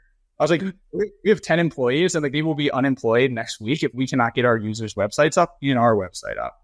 And through pleading and finding the emails and phone numbers of every exec person at GoDaddy, finally got the account back in good standing, and then moved off GoDaddy the next day. And now I'm very vocal. Absolutely hate GoDaddy. Wow. Okay. Yeah. Cause I remember what happened. I either got the email or saw the tweets, and I remember I was like, oh shit, this isn't good. But I think you figured it out like within 8 hours or something like that. Like it took a while, but probably like 8 hours, but like the worst 8 hours. I'm also at like a bachelor party. I'm like drunk. I like trying to be with your friends, but they all go out to dinner and like go out to the club. And I'm like stressed, like shirtless, sweating profusely in this house, trying to get in contact with like the overseas like chat team. honestly terrible, but like an amazing reminder of like, now I know, like we use Cloudflare. I know all of our vendors. We have an account manager with all of them. I know if Stripe goes down, that causes these problems. We're aware of them. We can make the trade-off of having backups, but very tough lesson to learn, but very important one. Yeah, geez. One thing that was from, I think it was Dan at one of the beehiiv investors, who's like, you gotta remember to ask Tyler about that story. So one other thing I wanted to hit on, you've kind of talked about your newsletter that you have. Big Desk Energy is the name of it. Why are you writing a newsletter if you have the startup? Yeah. So it's definitely not like my next like venture business whatsoever. From day one, well, I think as soon as I made the decision that I'm going to build in public and share the story, I've kind of done that through LinkedIn and Twitter and like through different mediums, like the investor update. And I always wanted to, we literally have the publications called Building beehiiv. From like day one, I was going to send a newsletter weekly of like kind of the behind the scenes. It's just like building in public on steroids. It basically is what Big Desk Energy is. But then you realize as like a 3-person company who's like fighting for market share and has $1 million, like there's so much more important things than to write a weekly newsletter about everything that's not working at the business. So I basically punted it for 2 years. And then last November, I think I got tricked by the holidays. Like it kind of slows down a little bit, or like, I don't know, it seemed less stressful. And I was like, oh, I have like a few extra hours. I'll like start this newsletter. So that was the impetus for it. Now I like love doing it. Saturday mornings, I write like 2 to 3 hours. But for me, it's one dog fooding, right? So it's all built on beehiiv. And I have direct access to the product team and the engineering team, and they typically take my recommendations pretty seriously. So when I run into, also makes it so much real, right? Like I'll hear on Twitter something like, hey, this feature doesn't work super well. And like we take all of our feedback super seriously. We put it into a doc, we like synthesize it. But when I'm trying to do something and it's not working well, I'm like super pissed off. So I hit up the engineers. I'm like, yo, this feature's build is this. It's supposed to work like this, and it's so janky right now. So I think there's a huge difference. And a lot of our employees do actually send like a team end of week update and end of month update. A lot of our employees actually have their own personal newsletters as side projects. I think it's such a cheat code to have your employees actually be users of the product because they can relate to it so much more. Our onboarding experience is actually every new hire goes through the process of building their newsletter on the platform with like all of the bells and whistles. Some actually continue it.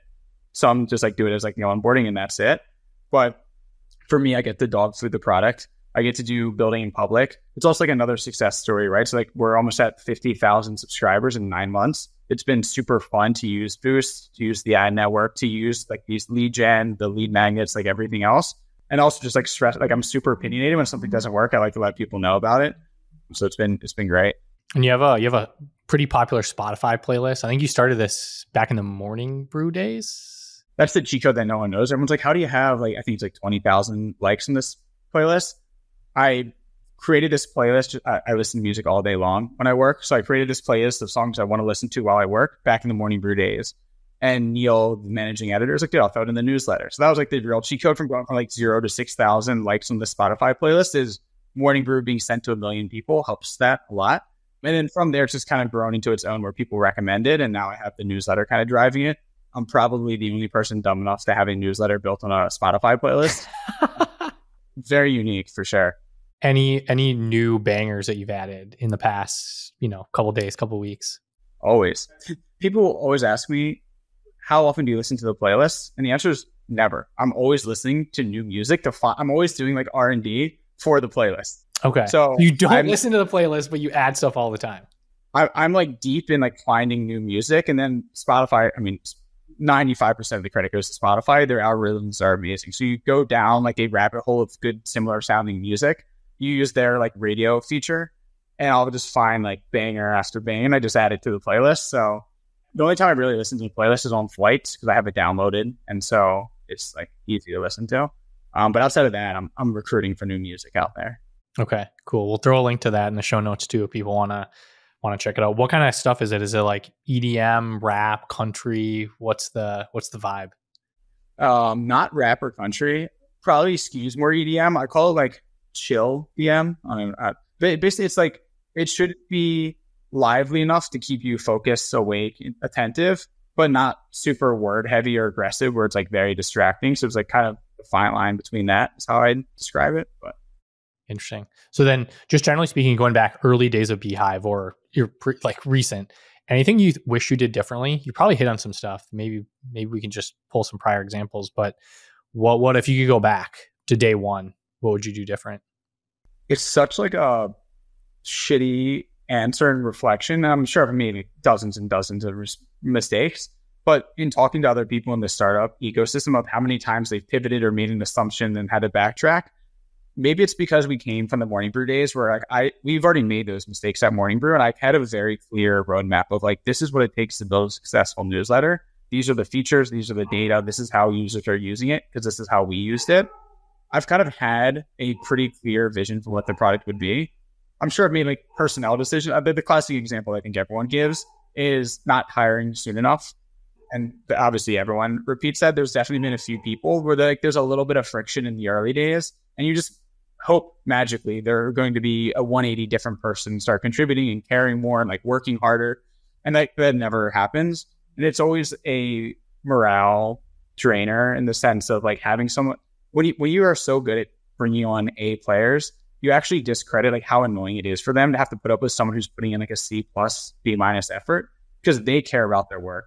They're pushing forward 100 miles per hour. And there's always like someone who's doing a little bit less. And it's like very insidious, but it really kills the momentum and drive like your other A players on the team. I love the book, No Rules Rules. It's like the Netflix book.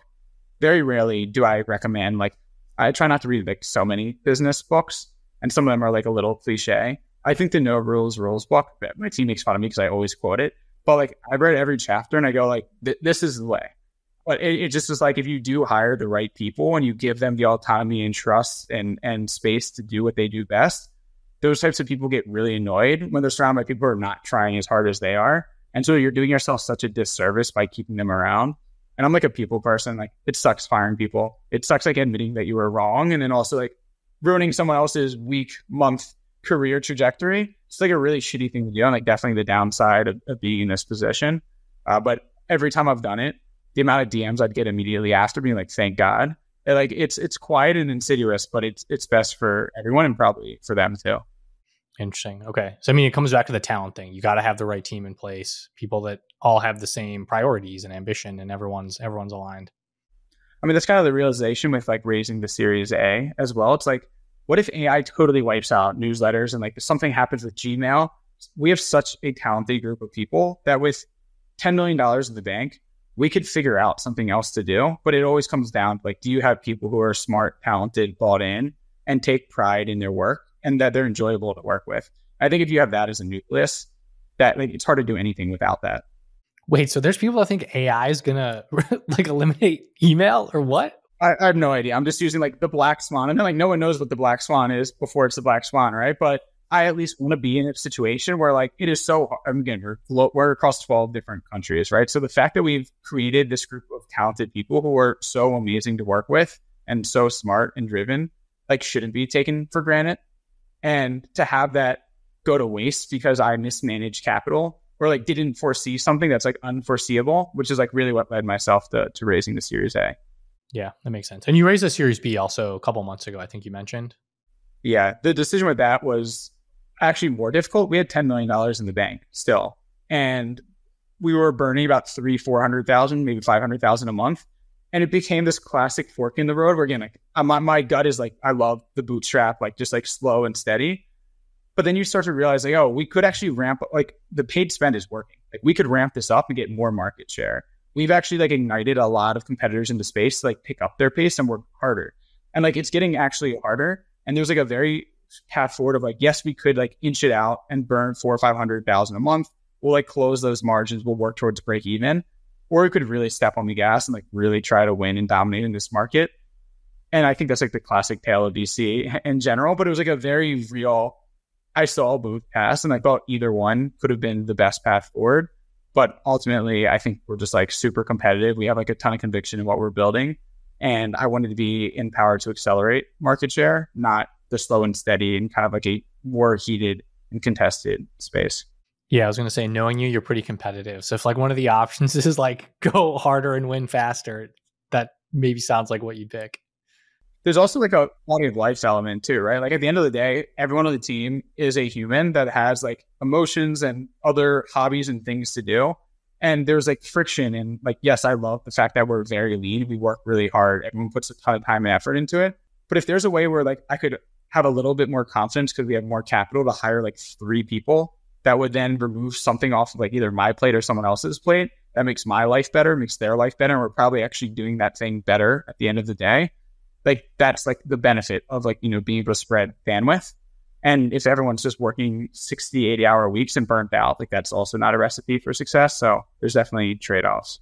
Yeah, that's fair. I have one more question. Do you have a favorite founder or CEO or just business example from history? You can go back like prehistoric times through today. Anyone that you usually like kind of draw to is like, man, it's just I've learned so much from that. Probably 2 who jump out immediately. And one is like more controversial now, which would be Elon. So like, I don't know if there's like a recent, like before Twitter Elon and after Twitter Elon, but like what he was able to accomplish and like his sense of building these businesses, like anyone who's read the books, character aside, from like a pure business acumen, it's like hard to refute that what Elon has been able to accomplish is absolutely crazy. Like totally redefining industries, making it normal to go up to space, making it normal that like people drive electric cars when that's been tried so many times before. The other one, like I think Brian Chesky from Airbnb is like a total role model CEO, like stand-up person, very thoughtful. Going back to like the COVID days when he had to do the mass layoff and then created a page on his website on Airbnb of everyone they laid off with their resume and like a recommendation of why they should work somewhere else. I think as far as I love traveling, Airbnb is like a beautifully polished product. So I'm a huge fan of the product in itself. But the way that he has built the business and conducts himself, I think is like a total class act. And so I think to balance the Elon answer in terms of like new Elon, like Brian Chesky, I think is like an absolute stud, a CEO and like a really product design driven person. That's like another thing that's pretty unique about Airbnb. Yeah, I think you have an interesting way you like to do where you go in the winter. Do you take advantage of Airbnb when you go down there? Yeah, so I've spent the past 2 winters in Medellin, Colombia. It's funny because I have such little balance in my life. The way of like where I find balance isn't like, oh, maybe I'll like end work at like 6 p.m. on a Thursday and go out to dinner. It's let me pick up and move to an entirely different continent and like kind of immerse myself there. And like that is like how I've been able to find a bit of balance. And I'm also learning Spanish. But yeah, I've done Airbnbs down in Colombia. It's just like a nice, I hate the cold and it sounds funny living in LA, but it gets a little chilly in the winter. What? And Okay. like a total different like culture ordeal to be down in Colombia, learn a different language, meet different people. So Yeah. I mean, you realize you're talking to a Canadian and I also live in Michigan. So I'm like, I'm pretty cold most of the time. For me, LA's pretty good. that's why I moved out of New York. I just absolutely hate the cold. But it's also like, in a way, I was actually thinking about this morning. Like when I go to Colombia, it's focused to the max in a way of I get all of these invites of, hey, do you want to come to this dinner? Do you want to do this coffee chat? Do you want to talk at this conference? And for like the 4 months that I'm in Colombia, it's like default no. I'm like in a totally different continent. It's not worth the 18 hours of travel to go up to Boston and like go to this conference. Like I'm just not doing it. I'm like trying to formulate a post now and like just like the power of saying no. Obviously, like it's like a known thing of like focus, but it's one of the hardest things to do, especially as someone who likes people and wants to build relationships. Like I understand the value of relationships and I understand when people ask me to do shit and I say no immediately all the time. Like I'm definitely not like the most fun person to invite the shit when I'm always going to say no. But as far as like prioritizing when I'm prioritizing, like building this business is by far the most important thing for me. And me going to a dinner or networking event or thinking that meeting this one person is going to be like that silver bullet unlock to get us over the hump is like unrealistic. And what I think a lot of founders kind of hang their hat up on is if I can get it in at this one company and then they promote us on their landing page or do this like partnership, like that'll be the inflection point. I think there's like a 1 in 100 chance that like every now and then there's like a perfect partnership that works for both businesses. But what I've seen that works best is take control of the business and kind of like do what you can do and not leave it up to third party integration partnerships, networking events, and just do the work. And that's worked pretty well for us so far. Yeah, just do the work. It kind of the Colombia. It's almost like you're going monk mode. Like you go to a different spot, you hold down, remove yourself from the world, no distractions. It's also just great of like it's me embodying like why I think it's so amazing to have a remote first company. It's like now I'm not single, but was single, 29, 30 years old, and I can just pick up and live in Colombia for 4 months, still work the same amount of hours and work on the same projects but have like such a different life experience. I think I know like that's not going to last forever. Like 5-6 years, I have family, kids, responsibilities, whatever it is. Like I can't just pick up and live in a remote country. So really just taking advantage of that. Yeah, you hit this point. I mean, I have my kids are almost 4 and 8. I think next summer we're going to try to do some kind of spending a little bit of time somewhere else in the summer when they don't have school. But I mean, there's so much. Like you've got dance classes, you've got sports, school schedules, after school. Like your schedule gets really constricted and you can't move. Like your kids are in school, you're like, oh, I'm going to move from this city to this city. It's a big deal. You kind of got to pick your shot. I think it's just very realistic that this doesn't last forever, right? Like I have a bit of disposable income. I work at a remote company and I can pick up and live without kids, family, whatever, wherever, as long as the time zone's easy. So yeah, makes sense. Well, this has been a lot of fun. I know we kind of went way over on time, but hopefully people liked it. And thanks for coming on the show. Yeah, thanks for having me. This is great. And thank you for listening. Make sure to check out the show notes if you want to go deeper on some of the topics mentioned throughout the conversation. If you like this episode, it would mean the world if you liked, subscribed, commented, followed, and shared it with a friend who can learn from it. And if you don't want to miss future episodes, subscribe to my newsletter, The Split, in the show notes, and you'll get links plus a transcript for every new episode emailed directly to your inbox. Thanks again for listening. See you next episode.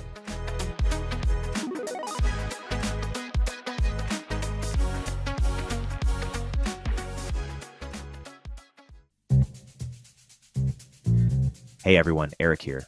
At Turpentine, we're building the first media outlet for tech people by tech people. We're the network behind the show you're listening to right now. We have a slate of hit shows across a range of topics and industries, from our AI and investing cluster of podcasts to shows that drive the conversation in tech with the most interesting thinkers, founders, investors, and influencers, like Econ 102 with Noah Smith. We're launching new shows every week, and we're looking for industry-leading sponsors. If you think that might be you and your company, email me at ericaturpentine.co. That's ERIK at turpentine.co, and let's partner together.